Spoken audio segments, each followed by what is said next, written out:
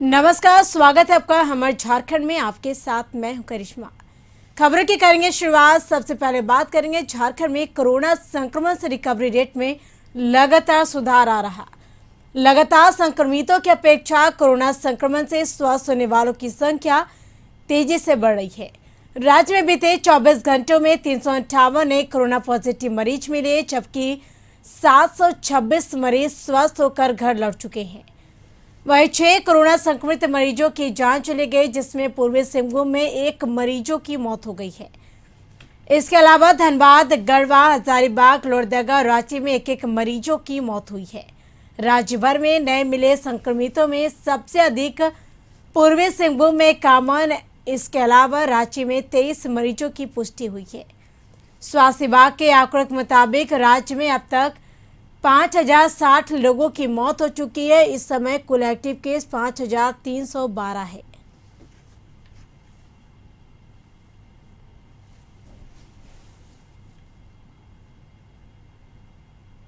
राज्य में वैक्सीनेशन को लेकर लाख जागरूकता कार्यक्रम चलाए जा रहे हो, बावजूद इसके ग्रामीण इलाकों में अभी भी टीके को लेकर जागरूकता का घोर अभाव है। राज्य में वैक्सीनेशन कार्यक्रम इन दिनों युद्ध स्तर पर जारी है, लेकिन ग्रामीण इलाकों में तस्वीरें कुछ अलग ही कहानी बयां करती है।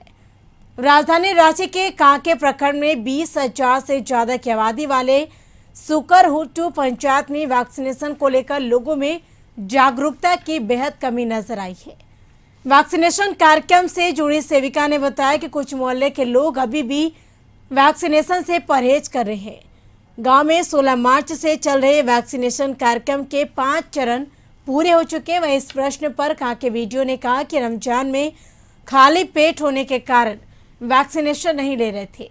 अब लोगों को जागरूक किया जा रहा और मंदिर मस्जिदों से अनाउंसमेंट भी करवाया जा रहा कि वहीं वैक्सीनेशन ले चुके दिलशान मोहम्मद मंसूरी ने कहा कि वैक्सीनेशन लेने पर मौत होने जैसी अफवाहें ग्रामीण क्षेत्रों में फैली हुई है। और ये लाउड स्पीकर के द्वारा भी अनाउंसमेंट किया गया था, लेकिन लोगों में इसके प्रति जागरूकता की कमी है और अफवाहें जो हैं बहुत ज़्यादा समाज में फैली हुई है। इस तरह की अफवाहें हैं कि वैक्सीन लेने पर लोग बीमार पड़ जाते हैं, कई लोगों की मौत भी हो गई है। इस तरह की के लिए देखिए, हम लोग हर टोला जाते हैं, एक एक परिवार से मिलते हैं और टीकाकरण के बारे में समझाते हैं। बहुत लोग तो समझ जाते हैं और समझ रहे हैं, टीकाकरण के लिए आ रहे हैं, लेकिन कुछ ऐसा टोला मोहल्ला है कि वहाँ के लोग नहीं समझते हैं। बीमार हो जाएंगे तो हम कामकाजी है, कैसे काम करेंगे, घर मेरा कैसे चलेगा, इस टाइप का। पहले रमज़ान के समय में चूँकि भूखे पेट वाले में थे, इसलिए हम लोग उतना उनको प्रोवोक नहीं किए, लेकिन अब तो सारी समस्या वैसी है नहीं। हम लोग हर पंचायत में कैंप करा रहे हैं और यहाँ स्पेशली ज़्यादा करवाएं कि यहाँ आबादी ज़्यादा है, वो लोग।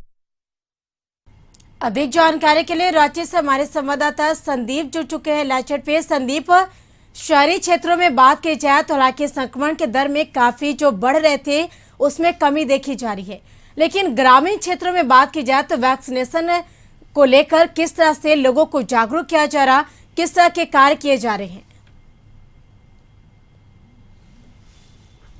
यदि संक्रमण की बात करें तो पूरे झारखंड में अब संक्रमण की दर काफी कम हो गई है। पिछले 24 घंटा में 538 संक्रमित मरीज मिले हैं, वहीं मात्र 6 लोगों की ही जान कोरोना से गई है। हालांकि इसके बाद यदि बात करें तो वैक्सीनेशन का कार्य पूरे राज्य में जारी है, और पर शहरी क्षेत्र की अपेक्षा जो ग्रामीण क्षेत्र हैं वहां वैक्सीनेशन की जो संख्या है वह अभी काफी कम देखने को मिल रही है, क्योंकि शुरुआती दौर की यदि बात करें तो ग्रामीण इलाकों में लोग वैक्सीन नहीं लेना चाह रहे थे। कई तरह की अफवाहें थी, मिथ्या थी, जिसके कारण लोग वैक्सीन नहीं ले रहे थे। पर अब कहीं ना कहीं सरकार की तरफ से पहल की गई है कि जितने भी ग्रामीण इलाके में सरकार के जो प्रतिनिधि काम करते हैं, चाहे वो आंगनबाड़ी सेविका हो या फिर जो बीडीओ हैं, सीओ हैं, या फिर पंचायत स्तर के जितने भी प्रतिनिधि हैं, चाहे मुखिया हो, सरपंच हो, उनके मार्फत से लोगों को अब अवेयर किया जा रहा है, लोगों को जागरूक किया जा रहा है, ताकि लोग की मनों में जो भ्रांतियां फैली है या फिर जो कोरोना का टीका टीका नहीं लेना, उसके लिए वे तैयार नहीं है, तो उनको कैसे तैयार किया जाए, जिसको लेके अब सारी लोग प्रयास कर रहे हैं। और अब कह सकते हैं जो लोग हैं ग्रामीण इलाके में वे भी वैक्सीन लेने लगे हैं। हालांकि जो शहरी क्षेत्र है उसकी तुलना में जो ग्राफ है वह काफी कम है ग्रामीण क्षेत्रों में वैक्सीनेशन का।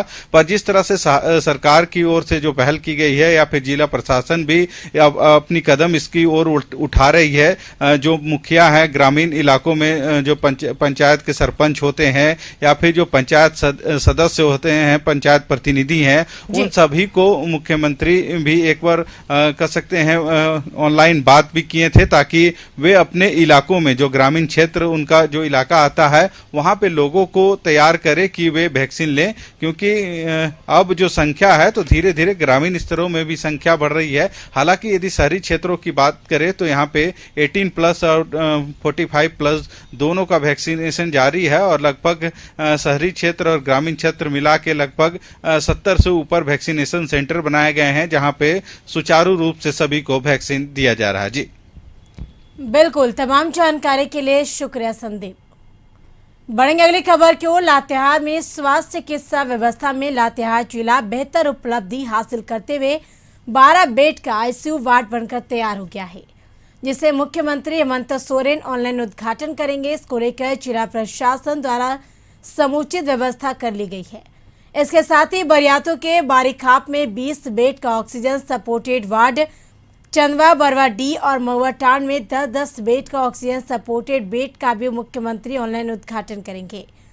इधर सभी सामुदायिक केंद्र में भी नवनिर्मित वार्ड के उद्घाटन संबंधित तैयारी पूरी कर ली गई है। बता दें कि लातेहार जिला स्वास्थ्य चिकित्सा व्यवस्था में उच्च चिकित्सा की कमी सदियों से झेल रहा था। खासकर सड़क दुर्घटना में गंभीर रूप से घायल हुए लोग कभी कभी तो उच्च चिकित्सा के अभाव में दम तोड़ चुके हैं। ऐसे में 12 बेड का आईसीयू वार्ड बनने से जिला वासियों के लिए राहत और सुकून लेकर आई है। तो लातेहार में 12 बेड का आईसीयू वार्ड बनकर तैयार है, जिसका मुख्यमंत्री हेमंत सोरेन द्वारा ऑनलाइन उद्घाटन किया जाएगा। हालांकि नवनिर्मित ऑक्सीजन सपोर्टेड बेड जिला वासियों को समर्पित किया जाएगा।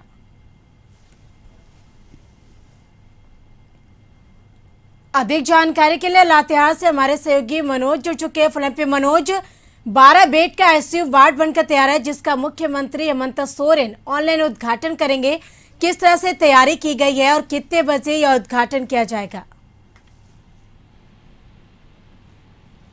तैयारी की तो हम दर्शकों को अपडेट करना चाहेंगे कि अभी से कुछ देर पहले मुख्यमंत्री हेमंत सोरेन और स्वास्थ्य मंत्री बन्ना गुप्ता जी द्वारा इस वार्ड का ऑनलाइन उद्घाटन किया जा चुका है।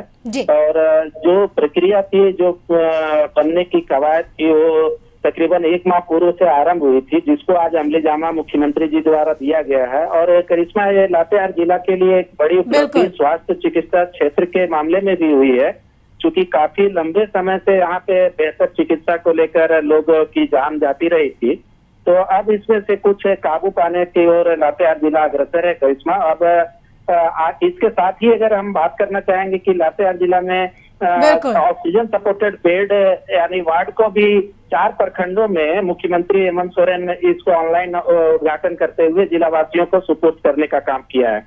अगर इसमें हम विस्तृत बात करें तो महुआ डांड में 10 सामुदायिक स्वास्थ्य केंद्र, महुआ डांड में 10, चंदवा सामुदायिक स्वास्थ्य केंद्र में 10, बरवाडी में 10 और बारियातू प्रखंड अंतर्गत बारीखाप का सीएससी है, वहाँ पे 30 ऑक्सीजन सपोर्टेड बेड का ऑनलाइन उद्घाटन करते हुए जिला वासियों को सुपुर्द किए हैं। जी करिश्मा। बिल्कुल, तो लातेहार वासियों के लिए एक बहुत बड़ी सौगात है मुख्यमंत्री हेमंत सोरेन की तरफ से। फिलहाल तमाम जानकारी के लिए शुक्रिया। बढ़ेंगे अगली खबर की ओर। नीति आयोग ने सतत विकास के लक्ष्यों पर अपनी तीसरी रिपोर्ट 2020 और 21 जारी कर दी है। इस रिपोर्ट में राज्य और संघ प्रशासित क्षेत्रों की सामाजिक, आर्थिक और पर्यावरणीय स्थिति पर प्रदर्शन का आकलन किया जाता है। इस रिपोर्ट में झारखंड की स्थिति अच्छी नहीं है। झारखंड नीचे से दूसरे स्थान पर है। केरल सबसे टॉप पर, तो वही बिहार सबसे निचले पायदान पर है। विपक्ष इसको लेकर वर्तमान सरकार पर हमलावर है। भाजपा का कहना है कि लगभग 1.5 सालों का समय बीत गया और कहां गया विकास का मॉडल। सरकार को इसे चैलेंज के रूप में लेना चाहिए। जो नीति आयोग ने जारी किया 2020-21 के लिए, झारखंड निचले पायदान से सिर्फ एक पायदान ऊपर है। तो इस सरकार के आए हुए लगभग 1.5 साल हो गए और 2020-21 के जो आंकड़े जारी किए गए हैं उसके अनुसार कहीं ना कहीं राज्य अलग अलग इंडिकेटर्स में और पैरामीटर्स में पीछे रह जा रही है। तो राज्य के कर्ता धर्ताओं को और यहाँ के नेताओं को इस चुनौती को रूप में देना चाहिए और विशेषज्ञों के माध्यम से राय विचार करके किस क्षेत्र में कहाँ हम पीछे रह गए, कैसे इसको बेहतर किया जा सकता है, आने वाले दिनों में इन कमियों को हम विद इन टाइम फ्रेम कैसे पूरा करेंगे, इन चीज़ों पर फोकस्ड अप्रोच।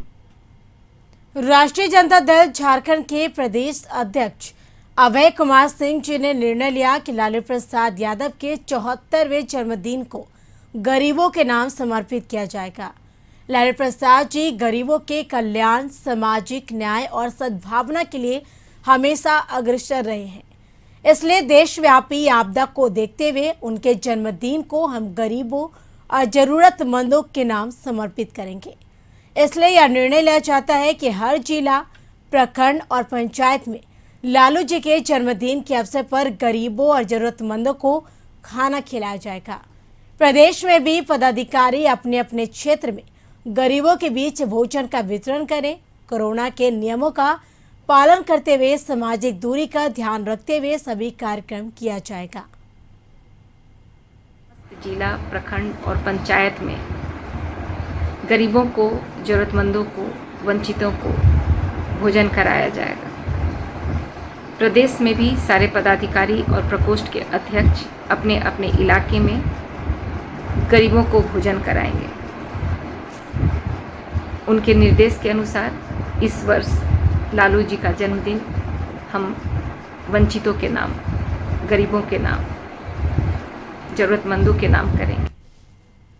18 साल से बड़े को मुफ्त वैक्सीन और 80 करोड़ गरीबों को दिवाली तक मुफ्त अनाज देने की घोषणा पर भारतीय जनता पार्टी के प्रदेश बताते चले कि प्रदेश अध्यक्ष और सांसद दीपक प्रकाश ने प्रधानमंत्री को झारखंड की जनता की ओर से आभार प्रकट करते हुए कहा कि प्रधानमंत्री जी ने पूरे देश की जनता की चिंता करते हुए सभी लोगों के लिए मुफ्त वैक्सीन की व्यवस्था की है और साथ ही साथ प्रधानमंत्री गरीब कल्याण अन्न योजना के तहत गरीबों को नवंबर तक खाद्यान्न सामग्री देने का फैसला लिया है।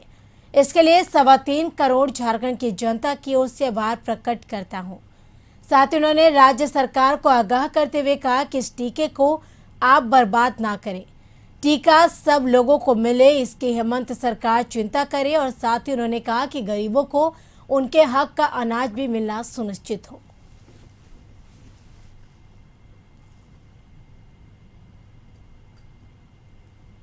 करना चाहता हूं कि इस टीके को आप बर्बाद मत कीजिए। इस टीके को मिसमैनेजमेंट के कारण बर्बाद करने का काम पिछली सरकार करती आई है। इस पर आप ठीक से विचार कीजिए। राज्य की सरकार और नितांत आवश्यक लोगों को टीका मिले, इसकी चिंता करनी चाहिए। और साथ ही साथ खाद्यान्न सामग्री मिली है गरीबों के लिए, नितांत आवश्यक लोगों के लिए, उसकी कालाबाजारी न हो, इसका भी राज्य सरकार ख्याल रखे। यहाँ रुकेंगे एक छोटे से ब्रेक के लिए। ब्रेक के बाद जल्द हाजिर हूँ। ब्रेक के बाद आपका स्वागत है। जामताड़ा सदर थाना क्षेत्र के जुरकोटी गांव के समीप ग्रामीणों ने 2 मनचले युवकों को मारपीट के बाद बंधक बना लिया। बंधक युवकों को छुड़ाने के लिए थाना प्रभारी संजय कुमार गांव पहुंचे, लेकिन ग्रामीण मनचलों को गांव की पंचायती बैठाकर सजा देने की बात कह रहे थे। आक्रोशित ग्रामीणों को समझाने बुझाने में पुलिस को काफी मशक्कत करनी पड़ी और कई घंटों तक पुलिस ग्रामीणों को समझाते रही। आरोप है कि रेजाउल अंसारी व भीम बास्की नामक 2 युवकों ने जुरगुडी गांव के किसी युवती को जबरन बाइक पर बैठाने की कोशिश कर रहा था। धनबाद जिले के टूंडी थाना क्षेत्र के बदलोडी गांव के रहने वाले दोनों बंधक युवक युवती से जोर जबरदस्ती कर बाइक में बैठकर रंग रैलियां मनाने की फिराक में थे। तभी कुछ आदिवासी युवकों के झुंड ने धर दबोचा, जबकि मौके पर उपस्थित एक अन्य युवक भागने में सफल रहा। सूचना मिलने पर पुलिस मौके पर पहुंचे, दोनों युवक को छुड़ाकर जामताड़ा थाना ले आई। जामताड़ा के गांधी मैदान स्थित क्लब भवन में दिव्यांग एवं वृद्ध लोगों के लिए विशेष टीकाकरण शिविर का आयोजन किया गया, जिसका उद्घाटन उपायुक्त फैज अक अहमद मुमताज ने किया। इस दौरान डीसी ने टीका लेने वाले दिव्यांगजनों और वृद्ध को गुलाब फूल देकर सम्मानित किया और साथ ही उनसे आह्वान भी किया कि वे अपने घरों के अन्य लोगों तथा आसपास रहने वाले ग्रामीणों को टीका लेने के लिए जागरूक करें। जागरूकता अभियान के लिए धर्मगुरु के अलावे होल्डिंग, बैनर, पोस्टर आदि का उपयोग किया जा रहा ताकि अधिक से अधिक लोग टीका लें। इस दौरान उन्होंने लोगों से सोशल डिस्टेंस का पालन करने और मास्क लगाने के लिए लोगों को जागरूक किया। मौके पर SDO Sanjay Kumar Pandey, civil surgeon doctor Asha Ekka सहित अन्य स्वास्थ्य कर्मी मौजूद थे।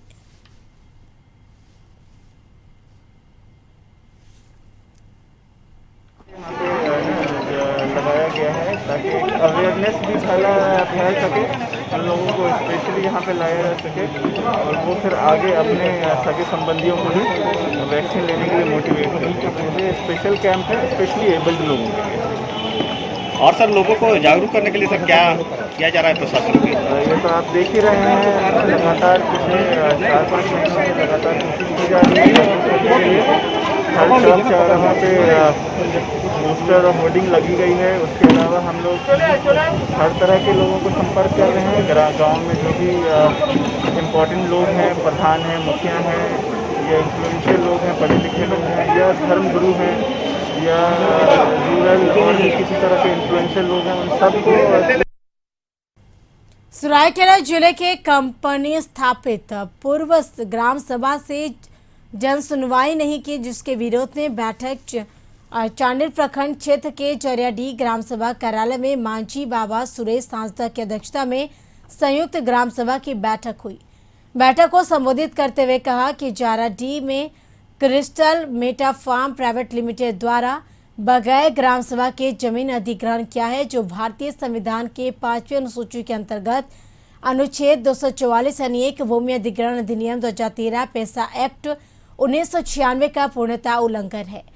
क्योंकि यह क्षेत्र इको सेंसिटिव को जोन घोषित है एवं दलमा वन्यजीव अभ्यारण्य परिधि से 0.5 किलोमीटर की दूरी इको सेंसिटिव जोन है और इस क्षेत्र में प्रदूषण कंपनी स्थापना वंचित है। वहीं संयुक्त ग्राम सभा के लोगों ने कहा कि क्रिस्टल कंपनी सारे नियम को ताक में रखकर कंपनी स्थापित किया है।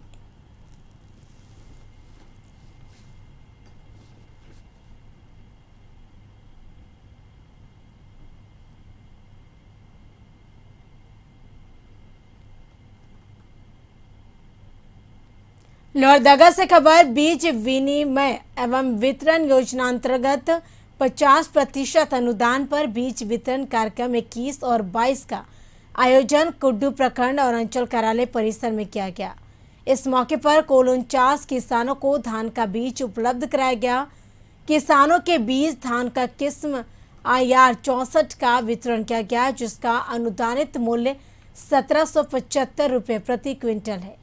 बीज का वितरण के मौके पर मुख्य अतिथि के रूप में डॉक्टर रामेश्वर उरांव, माननीय मंत्री योजना और वित्त विभाग, वाणिज्य कर विभाग एवं खाद्य सार्वजनिक वितरण एवं उपभोक्ता मामले विभाग झारखंड राज्य और विशिष्ट अतिथि के रूप में राज्यसभा सांसद धीरज प्रसाद साहू शामिल हुए।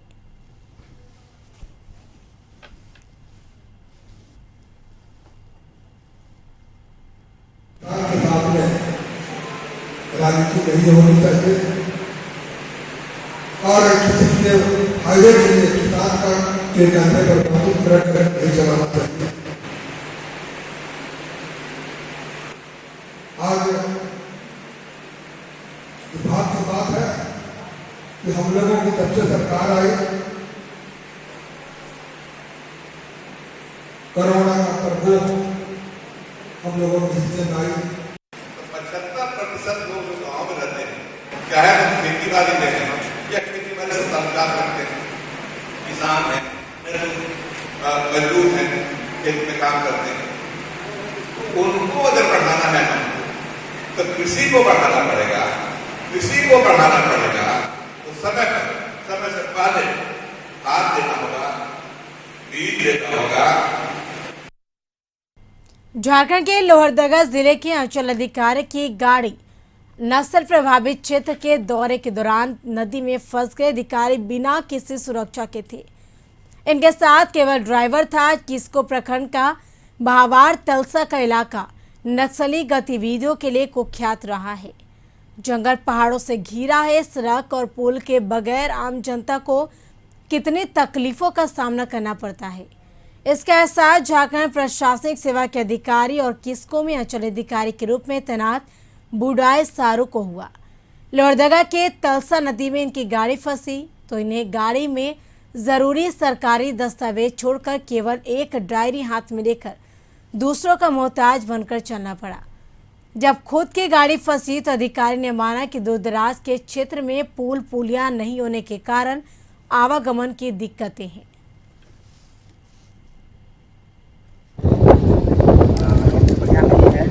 जैसा है वैसे ही परिस्थिति में हम जा रहे हैं और जाने के क्रम में आप देख ही रहे हैं कि मेरा गाड़ी जो है नदी में फंस गई है। इसको अभी हम निकालने का कोशिश करते हैं।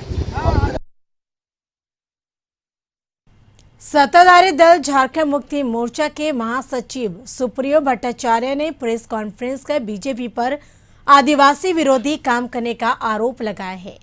उन्होंने कहा कि 4 जून को कैबिनेट की बैठक और टीएसी के नियम में परिवर्तन पर फैसला लिया गया था, जिस पर बीजेपी ने कड़ा विरोध किया था और राज्यपाल से मुलाकात कर विरोध दर्ज किया था। महासचिव ने कहा कि बीजेपी हवा में विरोध जता रही है। उन्हें ये नहीं पता कि ये बदलाव राज्यपाल के निर्णय पर होता है।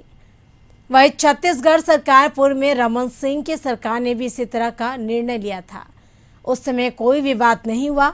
वहीं रूपा तिर्की की मौत के मामले पर महासचिव ने कहा कि जांच की सारी प्रक्रिया सामान्य और तेज चल रही है। वैसे वक्त में बीजेपी के नेता राज्यपाल के माध्यम से जांच का सवाल उठाए हैं। ऐसे में कहीं झारखंड में बंगाल जैसी स्थिति उत्पन्न ना हो जाए। उपार्जन जब अपेक्षित है तो राज्य शासन और समाज को इस प्रकार से अस्थिर करने का जो मंशा भारतीय जनता पार्टी का है वो नापाक है, वो घृणित काम है। हम लोगों को निश्चित तौर पर इस बात को समझना पड़ेगा। गढ़वा जिले के भवनाथपुर थाना क्षेत्र के कैलान गांव में जबरन 2 नाबालिग जोड़े को शादी कराए जाने मामले में पुलिस ने दोनों जोड़े को बरामद कर नामजद मुख्य एक आरोपी को गिरफ्तार किया। गौरतलब है कि थाना क्षेत्र के कैलान गांव में 2 नाबालिग जोड़े का जबरन शादी कराए जाने के मामले में गढ़वा एसपी श्रीकांत सुरेश राव खोटरे के आदेशानुसार डीएसपी प्रमोद केसरी के नेतृत्व किए गए जांचोपरांत में मामले को सही पाते हुए दोनों नाबालिग जोड़े को बरामद करते हुए शादी कराने के मुख्य आरोपी कैलान निवासी गुरा कोरबा को हिरासत में लिया गया, जबकि अन्य आरोपियों की गिरफ्तारी के लिए छापेमारी की जा रही है। इस संबंध में भवनाथपुर थाना में डीएसपी प्रमोद केसरी ने प्रेस वार्ता कर कहा कि कैलान गांव में 2 नाबालिग की जबरन शादी कराए जाने के मामले की जानकारी प्राप्त हुआ था, जो सही पाते हुए भवनाथपुर के child line coordinator Rahul Raj के लिखित आवेदन के आलोक में बाल विवाह प्रतिषेध अधिनियम 2006 के तहत 17 नामजद से एक अज्ञात पर केस दर्ज करते हुए अग्रतर कार्रवाई शुरू करते हुए दोनों नाबालिग जोड़े को बरामद कर मुख्य आरोपी को हिरासत में ले लिया गया। कार्यक्रम में यह बात सत्य पाया गया और इस संदर्भ में एक कांड भवनाथपुर थाना में दर्ज किया गया है और जो भी इसमें दोषी हैं उनके विरुद्ध अग्रिम कार्रवाई की जा रही है। साथ ही इसमें एक व्यक्ति को गिरफ्तार भी किया गया है, जिसे हमारे न्यायालय में लोग स्थापित करने हैं।